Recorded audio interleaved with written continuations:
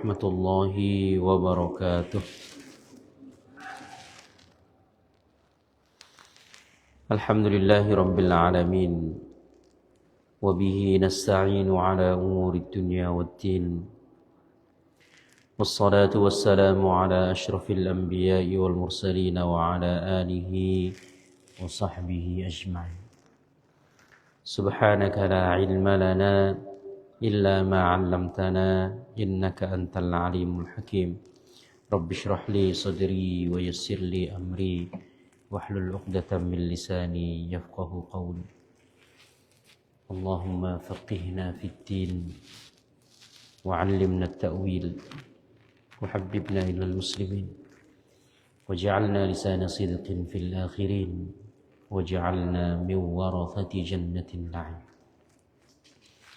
Amma ba'du, jamaah kaum muslimin yang dirahmati Allah Subhanahu wa taala. Alhamdulillah, pertama-tama tidak lupa senantiasa kita memanjatkan rasa syukur kehadirat Allah Subhanahu wa taala atas semua limpahan nikmat dan kebaikan yang senantiasa diberikan kepada kita. Pagi hari ini kita masih diberikan kesehatan, diberi umur panjang, kita dapat sama-sama hadir, kita mengawali pagi hari ini dengan melaksanakan sholat subuh secara berjamaah. Mudah-mudahan semua amal ibadah kita mendapatkan pahala di sisi Allah Subhanahu wa taala. Amin ya rabbal alamin. Melanjutkan kembali kajian kita. Selasa pagi kita masih mengkaji kitab Saidul Khatir, memburu lintasan pikiran. Kitab yang ditulis oleh Al-Imam Abdurrahman Ibnul Jauzi rahimahullah ta'ala. Kitab ini berisi nasihat hasil dari perenungan yang beliau lakukan, mengamati keadaan-keadaan di sekitar beliau, bahkan terhadap diri beliau sendiri.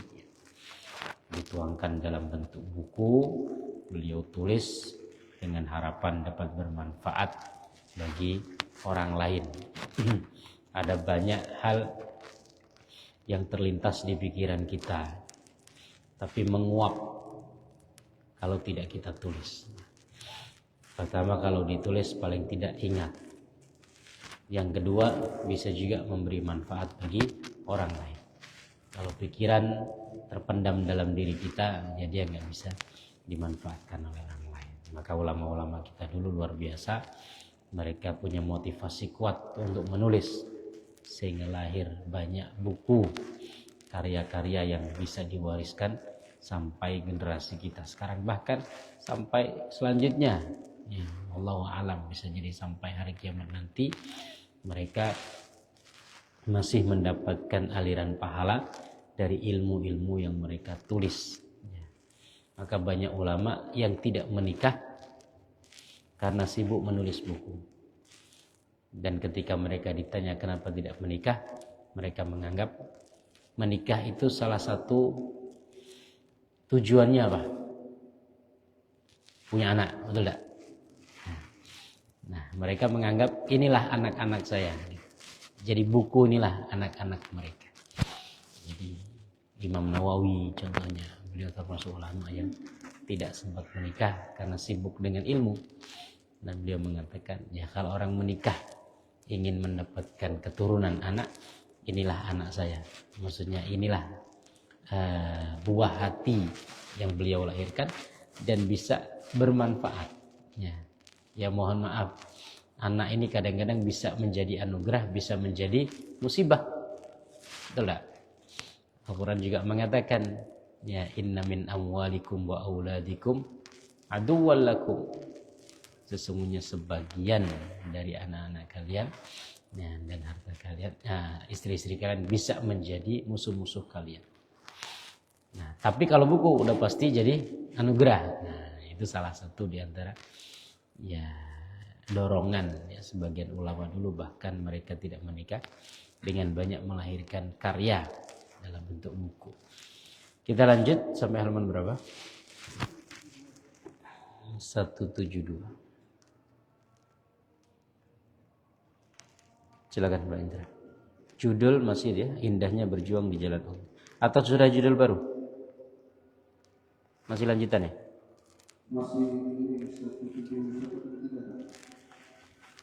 Masih lanjutan rahasia yang tersembunyi di balik hikmah.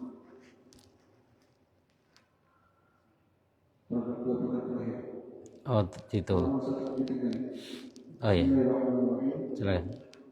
Anda kemudian harus tahu bahwa para raja memiliki rahasia yang tidak diketahui setiap orang. Bagaimana mungkin Anda dengan segala kemenangan Anda akan mengungkap seluruh semuanya? Cukuplah bahwa Anda secara umum dan tetapkan salah. Anda mencari kalian tersembunyi karena Anda sendiri adalah bagian dari ciptaannya dan buktikan paling kecil dari makhluknya. Oke. Sedikit ke belakangnya. Rahasia yang tersembunyi di balik hikmah. Ibnu Jauzi mengatakan, ra'aitu fil aqli naw'a munaza'atin litatallu'i ila ma'rifati jami'i hikamil haqqi ta'ala. Kita diberikan akal. Di antara fungsi akal ini berpikir. Manusia dengan akal ini ada kecondongan untuk penasaran. Ingin mencari tahu. Mencari tahu ini bisa menjadi kebaikan, bisa juga menjadi keburukan. Nabi Adam itu melanggar perintah Allah. Enggak boleh makan buah tertentu. Itu juga karena penasaran, betul? Tetapi itulah yang juga membuat manusia ini berkembang, berinovasi. Ya, manusia ini melahirkan hal-hal yang baru karena penasaran, berpikir. Ya. Jadi aku melihat, kata Ibnu Jauzi, akal kita ini punya kecondongan untuk cari tahu, dan ini bagus. Ya, kita harus memanfaatkan akal kita ini untuk banyak mencari tahu, untuk menggali sebanyak mungkin pengetahuan. Ada perkataan sebagian ulama mengatakan begini. Al-fikratu fi khamsati asya. Hendaklah kita gunakan akal pikiran kita ini setidaknya untuk 5 hal. Pertama, fikratun fi ayatillah. Kita gunakan untuk berpikir tentang tanda-tanda kebesaran Allah. Iya. Yang terbentang di alam raya maupun yang tersembunyi dalam diri kita. Al-Quran mengatakan, sanurihim ayatina fil afaqi wa fi anfusihim hatta yatabayyana lahum annahul haqq. Akan kami perlihatkan. Ya, dia pakai fi'il mudhari. Fi'il mudhari itu continuous, dia berterusan. Allah mengatakan akan kami perlihatkan secara berterusan tanda-tanda kebesaran kami di ufuk cakrawala dan di dalam diri mereka. Hatta yatabayyana lahum annahul haqq. Sehingga tampak atau jelas dalam diri mereka bahwasanya dia adalah hak, dia adalah benar. Dia ini siapa? Nah, bisa kembali setidaknya ke 3 hal. Dia ini kan berarti kata ganti. Kata ganti itu bisa balik ke sesuatu yang tersembunyi. Yang tersembunyi itu 3. Annahul haq, bahwasanya dia adalah benar. Bisa kembali kepada Allah. Dengan kita mengamati alam raya ini, dengan segala rahasia yang tersembunyi, isyarat-isyarat yang ada, sehingga kita dapat berkesimpulan bahwasanya Allah Tuhan itu benar-benar ada. Kalau kita melihat alam ini, kemudian menyimpulkan alam ini datang, ada dengan sendirinya, itu sebenarnya agak error akalnya. Karena sesuatu itu tidak mungkin ada dengan dirinya sendiri. Itu hukum akal gitu. Sesuatu itu nggak mungkin ada dengan dirinya sendiri. Dia harus ada yang mengadakan. Alam sedemikian rupa ini nggak mungkin dia lahir sendiri, pasti ada yang mengadakan. Dan sesuatu yang tidak ada tidak mungkin mengadakan sesuatu yang ada. Nah, ini malah pusing. Ya kan? Ya. Jadi artinya sesuatu yang ada pasti dia diadakan oleh sesuatu yang sudah ada sebelumnya. Ya. Anak itu nggak mungkin dia lahir sebelum bapaknya, betul nggak? Ada nggak yang tanggal lahirnya anak itu lebih tua dari bapak? Nggak ada, ya kan? Nggak mungkin bapaknya nggak ada, kemudian anaknya sudah ada. Al-ma'dum la yujidul mawjud. Nggak mungkin sesuatu yang tidak ada mengadakan sesuatu yang ada. Artinya alam raya ini ada, maka sudah pasti ada yang menciptakan. Yang menciptakan harus ada. Maka ya ini ya, sehingga jelas bahwasanya dia kembali kepada Allah, hak, benar-benar ada seperti itu. Dia juga bisa kembali kepada Al-Quran. Ya. Sanurihim ayatina fil afaqi wa fi anfusihim hatta yatabayyana lahum annahu al-haq. Akan kami perlihatkan tanda-tanda kebesaran kami di cakrawala, di ufuk dan dalam diri mereka sehingga jelas bahwasanya dia Al-Qur'an adalah hak. Ya. Al-Qur'an ngajak kita untuk meneliti, untuk mengkaji alam raya. Bahkan mengkaji alam raya ini ayat-ayatnya jauh lebih banyak daripada mengkaji masalah-masalah fikih. Masalah-masalah fikih itu enggak lebih dari 500 ayat. Dari 6.000 sekian ayat. Ya, masalah ibadah kita ini. Salat, kemudian ya puasa, zakat, haji. Itu enggak lebih dari 500. Kalaupun lebih dikit-dikit itu juga diulang-ulang. Tapi perintah untuk mengamati alam raya lebih dari 1.000 ayat. Lebih dari 1.000 ayat.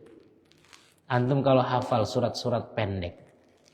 Biasanya surat-surat pendek itu diawali dari ya juz 30 lah ya. Hafal juz 30 ya. Amma yatasa.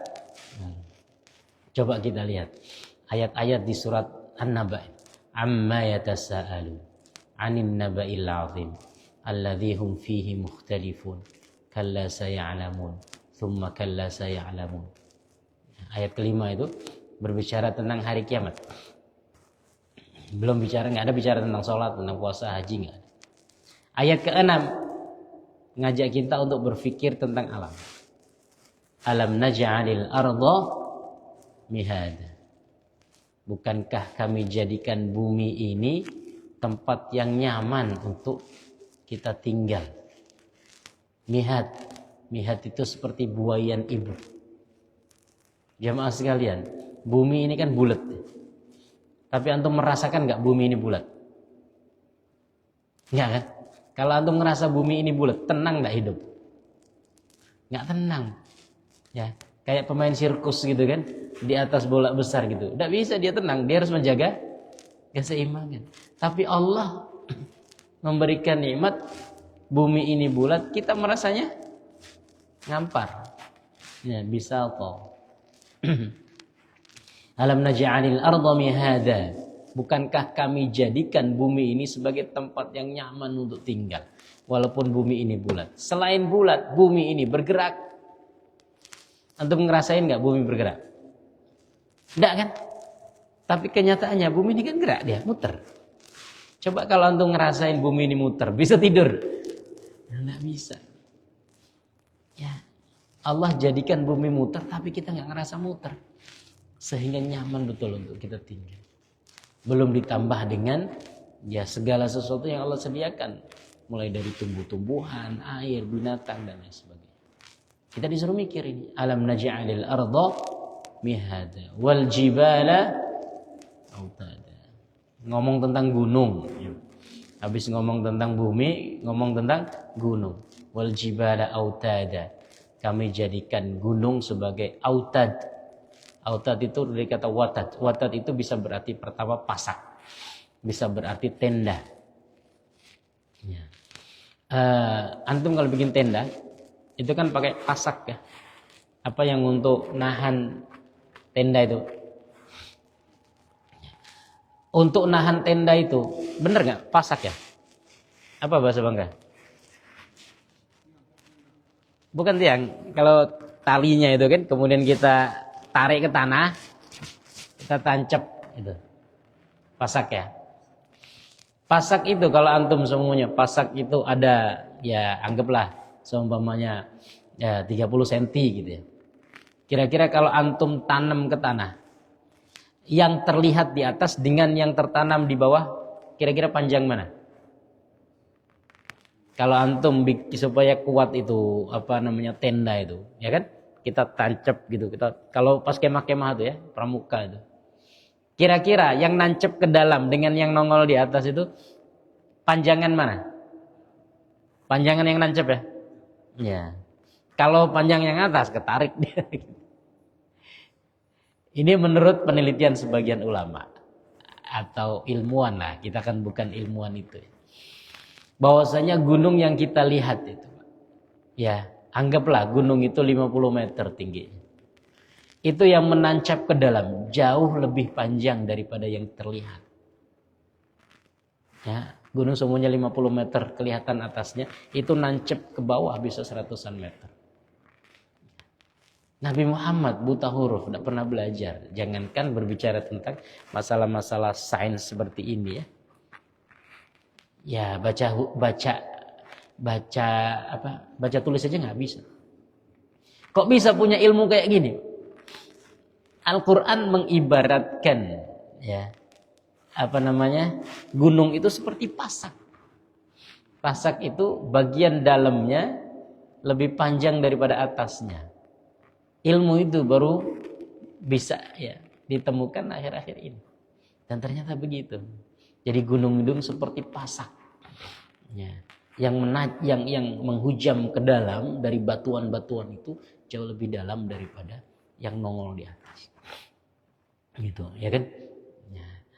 Watat itu juga bisa berarti tendanya, tapi di sini kita anggap pasak lah. Wal jibala autada. Ya. Bisa juga watat dalam artian tenda. Ya. Tenda itu ya gunung itu kan seperti tenda-tenda. Ya Bapak Ibu kalau semuanya dulu ketika kecil suruh gambar gunung itu kan kayak bikin segitiga dulu ya, kayak tenda-tenda. Gitu.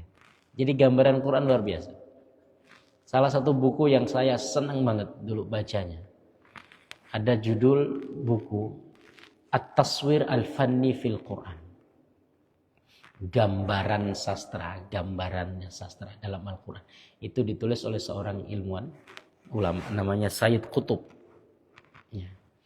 Beliau menggambarkan bagaimana Al-Quran ini ketika mendeskripsikan, menggambarkan suatu fenomena ya atau suatu nilai yang ingin disampaikan kepada manusia, itu gambarannya luar biasa indah. Seperti ini. Ya kan? Bagaimana Al-Quran menggambarkan gunung-gunung itu seperti pasak atau seperti tenda-tenda. Alam naj'alil arda mihada wal jibala autada wa khalaqnakum azwaja. Kami jadikan kalian berpasang-pasang. Ini juga ilmu pengetahuan juga. Kita disuruh berbicara tentang psikologi manusia atau bisa dikatakan tentang biologi, ilmu tentang manusia. Ya, ilmu kedokteran. Alam naj'alil arda mihada wal jibala autada wa khalaqnakum azwaja wa ja'alna naumakum subata. Kami jadikan tidur kalian enak, nyenyak. Wa ja'alna al-laila libasa. Tidur itu salah satu nikmat besar. Ya. Orang enggak bisa tidur itu tersiksa, betul enggak? Betul. Ya kan? Jadi tidur ini cara Allah untuk mematikan kita dari kesibukan atau dari pikiran-pikiran. Wa ja'alna naumakum subata wa ja'alna al-laila libasa. Kami jadikan malam sebagai penutup. Wa ja'alna an-nahara ma'asya. Kami jadikan siang sebagai tempat untuk mencari penghidupan, waktu untuk beraktivitas. Wa ja'alna an-nahara ma'asya wa banayna fawqakum sab'an shidada. Kami bangun, kami buatkan di antara kalian itu langit 7 yang kuat, kokoh. Itu semua ngajak kita untuk mikir tentang alam raya. Ya. Ada ngajak sholat, ada ngajak. Tentu ada dong ya kan ayat-ayat yang lain. Maksudnya begini. Jadi pikiran kita ini kita fungsikan juga untuk berpikir tentang alam raya. Dan inilah kelemahan kita. Orang-orang barat itu mengkaji yang seperti ini luar biasa. Padahal mereka nggak ada Quran. Nggak ada yang nyuruh untuk mengamati alam. Kitab-kitab mereka nggak ada nyuruh kayak gitu. Banyak hurufatnya, mohon. Kitab-kitab suci mereka tuh banyak hurufatnya. Ya. Banyak ya tidak jelas cerita-cerita bohong ya. Quran kita ngajak kita seperti itu. Tapi barat dengan akal pikiran mereka mengkaji sendiri.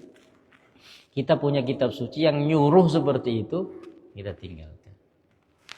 Ya Allah alam, saya berharap ya kita yakin suatu saat umat Islam akan kembali sadar kemudian bangkit karena kita pernah unggul dengan itu ya. Jadi ulama ilmuwan kita dulu luar biasa. Ya, mengkaji tentang alam raya sehingga lahir ilmu pengetahuan. Karena ilmu pengetahuan modern itu hasil dari pengamatan terhadap alam. Itulah yang dicoba pesawat-pesawat itu, ya. Itu kan banyak niru burung ya kan. Ada pesawat B2 itu yang punya Amerika yang kemarin ngebom. Pesawat siluman yang katanya tercanggih di dunia itu kan. Itu kan kayak burung apa ya? Burung apa? Falcon itu burung apa? Ya kan? Benar-benar mirip menyerupai burung. Berarti kan mereka ngamatin dulu burung. Ya kan? Kemudian dikaji apa yang membuat burung itu bisa terbang, bisa bertahan di udara. Helikopter itu kan kayak capung. Mungkin dia terinspirasi dari capung, kapal selam, mungkin kayak hiu, ngamatin dulu. Berarti kan diamatin dulu itu. Nah, kita tidak ngamatin. Padahal ya Al-Quran jauh ya sudah memerintahkan kita untuk hal-hal seperti itu.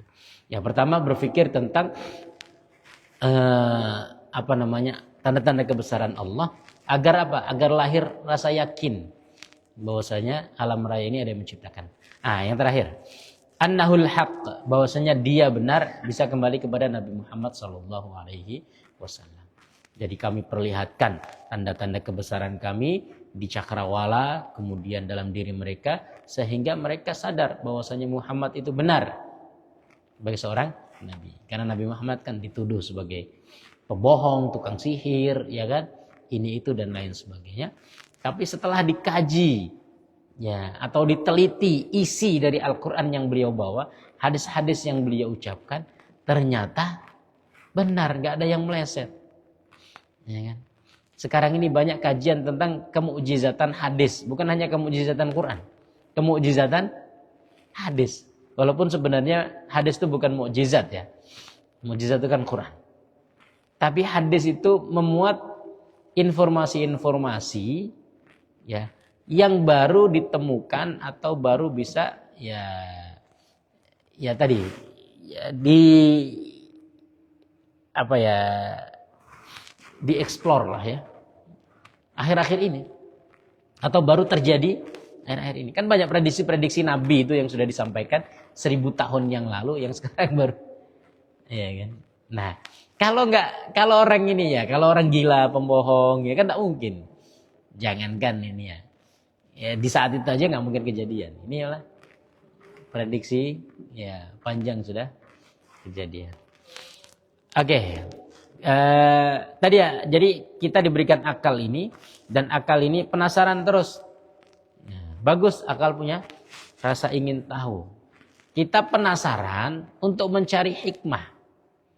Apa sih alasannya gitu ya? Antum pernah nggak mikir? Kenapa Allah ini nyuruh kita wudu membersihkan apa? Muka, tangan, ya kan? Kepala, kemudian kaki. Mohon maaf ini ya. Padahal yang kentut bagian belakang. Kalau kita kentut buang angin kan dari situ kan. Kenapa tidak disuruh bersihin itu? Muka yang dia basuh, tangan dibasuh. Begitu kan mikir gitu. Ya. Kita sholat subuh disuruhnya 2 rakaat. Sholat isya 4 rakaat. Ya kan? Sholat subuh ini kan lagi semangat Pak sebenarnya. Ya kan? Kalau bisa 4 rakaat lah sholat subuh. Isya ini kan udah sisa-sisa tenaga. pengen cepet tidur kan? Kenapa nggak 2 aja gitu? Nah, pasti ada keinginan juga untuk cari tahu hal-hal seperti itu. Yang lainnya juga banyak. Kenapa Allah perintahkan kita sholat? Kenapa Allah perintahkan kita zakat, puasa dan lain sebagainya. Nah, bagus, akal berpikir bagus. Tetapi kadang-kadang ada sesuatu yang memang nggak bisa kita jangkau, yang Allah sembunyikan.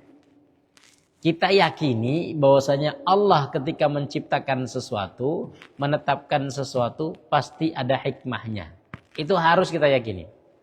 Yasin wal Qur'anil Hakim. Ya. Hakim itu artinya bijaksana. Orang yang bijak itu dalam menentukan, menetapkan sesuatu pasti ada hikmahnya, ya. Enggak ngawur gitu. Ya kan? Allah kan salah satu namanya adalah Hakim. Hakim itu berarti ketika menetapkan sesuatu, memutuskan sesuatu, pasti ada kebaikan yang diinginkan. Ya. Di surat apa itu? Ali Imran ya. Rabbana ma khalaqta hadza batil. Subhanaka faqina adzabannar. Ulul albab di antara yang mereka ucapkan, ya Allah, Engkau tidak menciptakan sesuatu ini batil. Batil itu sia-sia. Sia-sia berarti tidak ada manfaatnya. Semua yang diciptakan ada manfaatnya. Cuman ada yang kita ketahui hikmahnya, ada yang enggak diketahui. Yang kita ketahui alhamdulillah, yang enggak diketahui ya sudah, bisa dicari tahu kalau mentok, ya kan? Enggak bisa lagi, sudah, enggak usah. Tadi itu. Dapat sholat subuh 2 rakaat, sholat isyanya 4 rakaat. Ya sudahlah, sudah. Ya kan? Kenapa kita tayamum itu pakai ini, pakai apa namanya? Pakai debu. Saya kemarin itu salah satu mahasiswa Unmuh ini kan ada yang dari luar negeri ya. Sekarang ada beberapa mahasiswa dari luar negeri. Salah satunya dari Pakistan. Mahasiswa dari Pakistan ini saya ngajar fikih. Nah, fikih mereka tuh beda. Mereka kan pakai fikih mazhab Hanafi. Jadi ya memang akhirnya banyak diskusi kita. Ya, banyak diskusi, istilahnya banyak hukum-hukum yang beda. Ya pasti dong, mereka mazhabnya beda. Ya, mereka itu kayak contoh ya tentang perempuan itu tidak boleh sholat di masjid. Jadi perempuan itu nggak ada di sana, itu perempuan itu sholat ke masjid, semuanya di rumah. Bahkan kalaupun jalan-jalan, cuma ini mereka itu kalau jalan-jalan semuanya. Kalau jalan-jalan kita kan mungkin mampir cari masjid ya.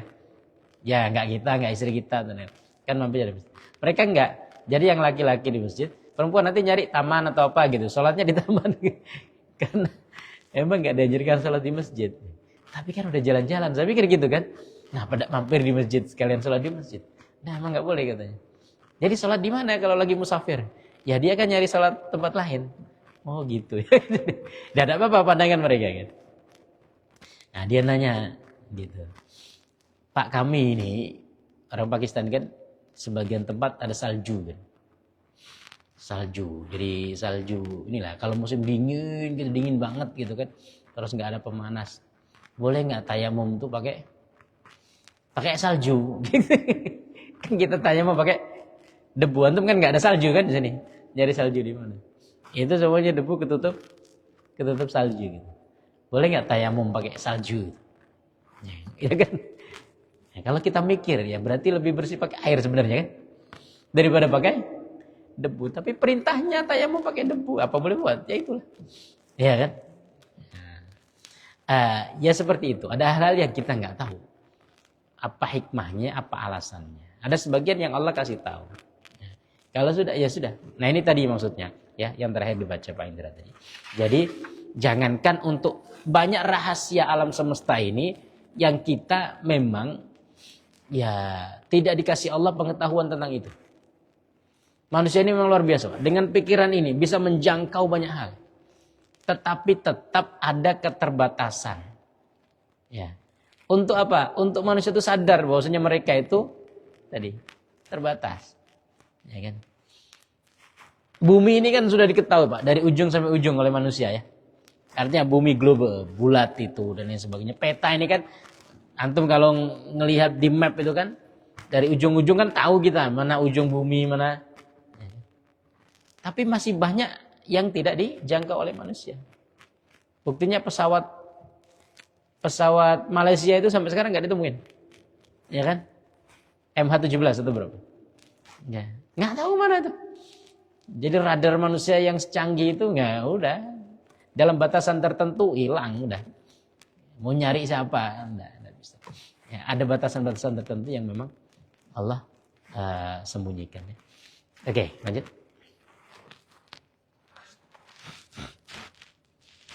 Bagaimana mungkin Anda akan menguasai apa yang muncul darinya, kemudian mengetahui hikmahnya dan memahami hukum dan kekuasaannya.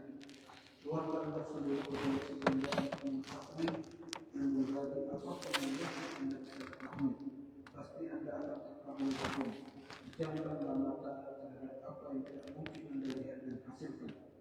Masa saya ingin memiliki penglihatan yang lemah, bahkan sekadar menatap selembar tahap mencari pun tak mampu. Ya kan? Jadi saya coba baca sedikit ini. Thumma ma zalat lil muluki asrarun. Allah sebagai raja di raja. Ada rahasia-rahasia yang disembunyikan.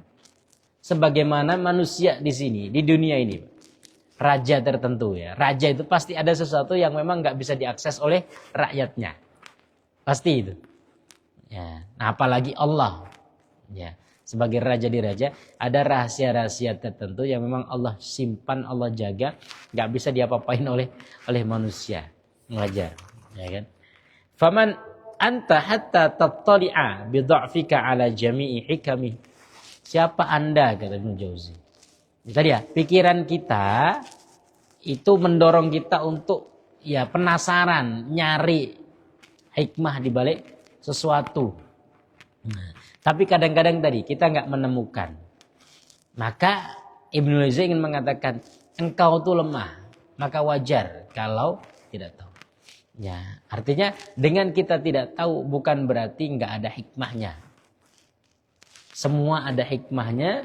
Dunia ini diciptakan oleh Allah, ada hikmahnya. Tapi kadang-kadang akal kita tidak jangkau. Faman anta, siapa kamu? Katanya, maksudnya siapa kamu ini sebagai manusia ini, sehingga ingin mengetahui semua rahasia alam, gitu kan? Karena Anda hanya bagian kecil daripada alam raya ini. Di surat Al-Haqqah, kalau saya nggak salah, Allah berfirman gini, fala uqsimu bima tubsiruna wa ma la tubsirun.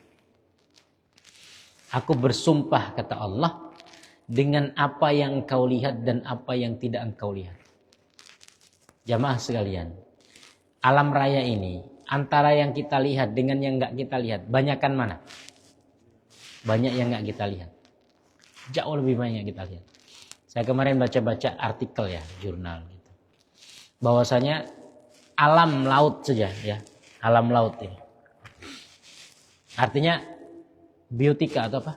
Ya benda-benda laut lah, mulai dari ikan, mulai dari sotong, mulai dari apa namanya? Ya rajungan atau apa semua ya. Ini kan sudah banyak yang ditemukan manusia, Pak ya. Jadi ya binatang-binatang laut. Ya, makhluk-makhluk di laut itu kan banyak sebenarnya udah ditemukan. Ya. Tetapi itu hanya 5% dari keseluruhan makhluk yang ada di laut. Jadi itu hanya 5%. Kita kadang-kadang ngelihat ikan itu udah macam-macam, ikan ini, ikan itu ya. Apalagi kalau kita ngelihat video-video ya National Geographic ya, atau video apa ya, video-video petualangan gitu ya. Itu kan macam-macam. Ada ikan yang kayak manusia juga, ada ikan yang mukanya kayak manusia, ada ikan yang ini tuh. Ya, belum makhluk-makhluk yang lain. Itu kata para ilmuwan hanya 5% dari keseluruhan binatang laut ya yang sebenarnya ada. Ya, baru 5%. Itu yang di laut aja. Belum yang di darat. Binatang-binatang yang ada di darat ini. Ya. Banyak, kita nggak bisa ngitung. Itu mungkin baru berapa persen yang ditemukan manusia. Banyak yang belum ditemukan. Ya. Kalau kita ke hutan mungkin masih banyak lagi apa namanya tumbuh-tumbuhan yang bunga-bunga ini itu ya kan, tanam-tanaman dan lain sebagainya. Itu yang di bumi. Bumi itu hanya kecil. Butiran pasir di antara alam raya. Ya, kalau ngelihat video-video NASA gitu, ya, bumi hanya seperti butiran pasir di antara galaksi kita aja udah berapa miliar benda seperti bumi. Ya kan? Belum lagi galaksi yang lain luar biasa. Ya, bumi aja sekecil itu. Kita manusia yang di bumi ini udah sekecil apa lagi? Kata Ibnu Jauzi, gimana kamu mau mengetahui seluruh alam raya, rahasia dari alam raya, sementara engkau hanya bukan lagi butiran pasir, lebih kecil dari butiran pasir dibanding dengan alam ciptaan Allah. Ya, artinya rasa penasaran kita, ya kan, akal yang Allah ciptakan untuk kita memiliki daya penasaran ini bagus untuk kita maksimalkan, tapi ada batasan-batasan tertentu sehingga kalau kita tidak tahu ya sudah stop, kita cari aja yang bisa diketahui. Ya, nggak usah mikir yang aneh-aneh nanti malah gila gitu kan. Sebagaimana tadi mata kita tidak bisa menangkap cahaya matahari. Ya. Kita punya mata, ya kita ngelihat pantulan dari cahaya matahari. Antum ngelihat cahaya matahari, rusak mata kita. Ya? Nah, pantulan cahaya matahari yang ada di bumi inilah yang kita lihat, yang bisa. Begitu juga akal kita. Kita paksakan untuk berpikir tentang banyak hal, ya, yang tidak bisa kita jangkau. Nanti jadi error, ya, korslet kan? Itu yang bahaya. Maka itu baru mikir tentang makhluk, belum mikir tentang Allah, ya kan? Maka sama sekali Allah nggak bisa dipikirkan dalam artian ya hal-hal yang berkaitan dengan zatnya terutama. Maka Rasulullah mengatakan tafakkaru fi khalqillah wa la tatafakkaru fi dzatillah. Jangan mikir tentang alam saja. Ya, jangan mikir tentang Allah. Seperti tadi ya. Karena alam ini pantulan dari keberadaan Allah. Sebagaimana kita melihat tadi. Jangan melihat mataharinya. Lihat pantulan cahaya matahari yang ada di bumi ini. Jangan mikir tentang Allah. Pikir tentang pantulan, ya, wujud Allah dalam bentuk alam raya semuanya. Ya. Jamaah yang dirahmati Allah Subhanahu Wa Taala, ini yang bisa kita kaji untuk hari ini. Ya. Bagusnya buku ini nggak hanya bicara tentang fikih, ya kan? Kita kadang-kadang bicara tentang ini, ya, kadang-kadang nyinggung tentang alam, kadang-kadang nyinggung tentang diri sendiri, kadang nyinggung tentang ya alam. Bagus, buku ini memang apa ya? Ya hasil perenungan kan, apa yang terlintas di pikiran beliau ditulis gitu ya. Mudah-mudahan apa yang kita pelajari ada manfaatnya. Subhanakallahumma wa bihamdika asyhadu an la ilaha illa anta astaghfiruka wa atubu ilaik. Assalamualaikum warahmatullahi wabarakatuh.